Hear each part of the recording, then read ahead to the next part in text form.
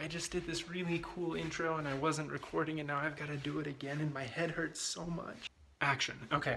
Hi, I'm Steve Moraco. I make 3 of these videos a day and I post them here on YouTube. Usually I walk down this hallway in a straight line, but today I'm spinning. Let's stop because I'm gonna fall over. But first, today's video is about San Francisco.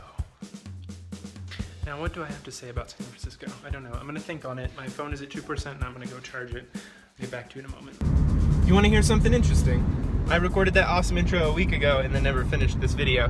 But now I am on my way to NAFSA. I do this drive every day this week. I have done this drive every day this week.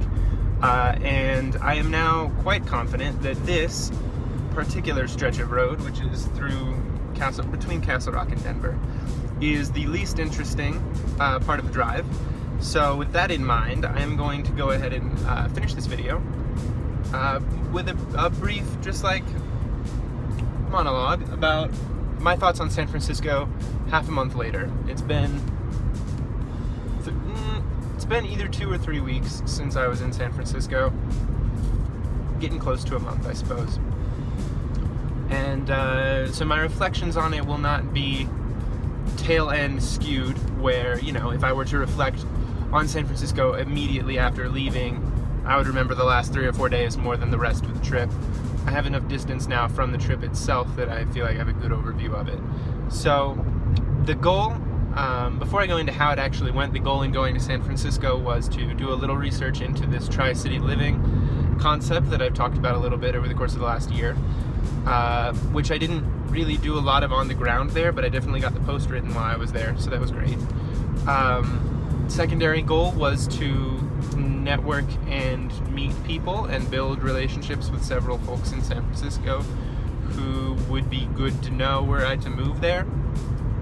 I'd say that was a smashing success. I mean, honestly, when your goal is to build relationships, really the only realistic goal you can set, because of how unpredictable the world is and how unpredictable people are, the only realistic goal you can set is to develop one meaningful, important relationship with one person during a certain period of time, say a conference or a vacation or a visit.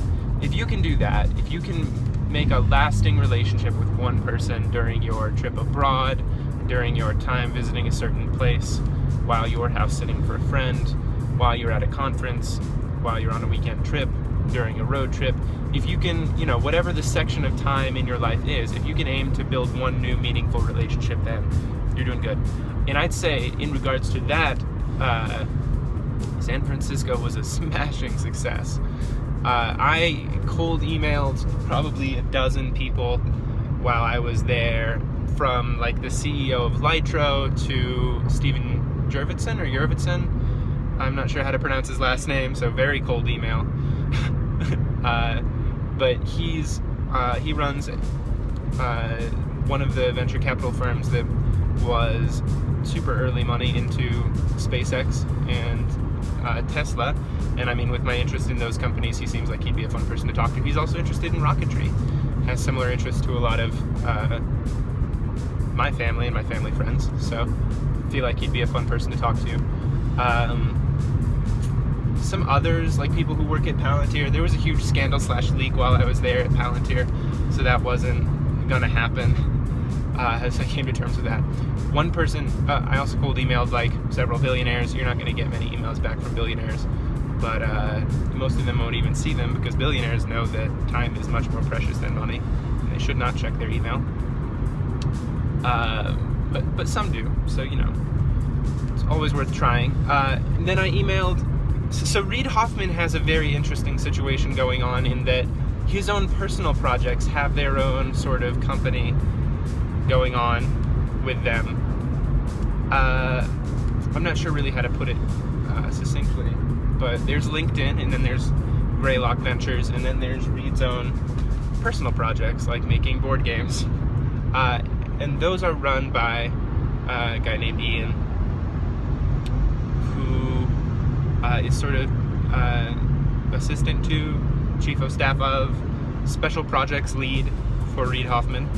And I emailed him and said, like, super interested in your work. You know, it looks like you haven't blogged since like 2013, but you know, you're online. You'd be an interesting person to talk to, and didn't expect anything back, you know. most cold emails, you don't really, but he got back to me, and we ended up getting lunch, and that was the video where I was riding Google bikes around the LinkedIn campus, and that was just a phenomenal time, and we've emailed back and forth a little bit since, and I don't know, he just seems like a person that I will be happy to be in touch with whenever I'm back in San Francisco, and like he's going to be there for a long time, and it's just one of those relationships that I'm glad I got to start early on in my life, and I'm sure it will have a chance to become more meaningful than just launching a few emails. But yeah, I mean, he seems like a very genuine, caring person who does important things, and so it's fun to run into people like that. I also met a couple Stanford students who were fun to hang out with, and sort of got a look at Stanford life. That was fascinating. Made me wish I had gone to Stanford. I was not even, like, Stanford was not even on my radar as a university, much less an Ivy League, at all, until the week I got to San Francisco, and I was literally across the street from Stanford. Like, somehow I went through my entire college experience where, you know, I applied to MIT, like, I thought about going to Harvard or Yale, and like, not seriously, but like considered it. And Stanford just never came into that sort of dynamic. But anyway, so it was interesting to see what life at Stanford is like, and it seems like the trend for people in Silicon Valley who really get plugged into the network there get business degrees from Stanford when they finally figure out how important Stanford is. Like, if you look at just about anyone in the tech world's LinkedIn profile, they have an MBA from Stanford. It's pretty funny. But anyway, so all that said, I'd say, I know it's been a 6-minute rant that you're probably not very interested in, but again, it's for me, not you. I hope you're interested in it, though. So overall, I'd say that San Francisco was a smashing success just because of meeting people and building relationships. I did get to go to networking events, I got to go to trading events, I got to go to startup events and sort of see what the startup world is like there. They have similar issues to Colorado Springs, Denver, and Boulder in that communication is very, very tricky, and that's being solved in meaningful ways by meetup.com and by Startup Digest, which is a newsletter, several other companies that are doing their part to try to improve communication and improve lines of, like, if you're new and you want to get involved, how can we make it easy, right?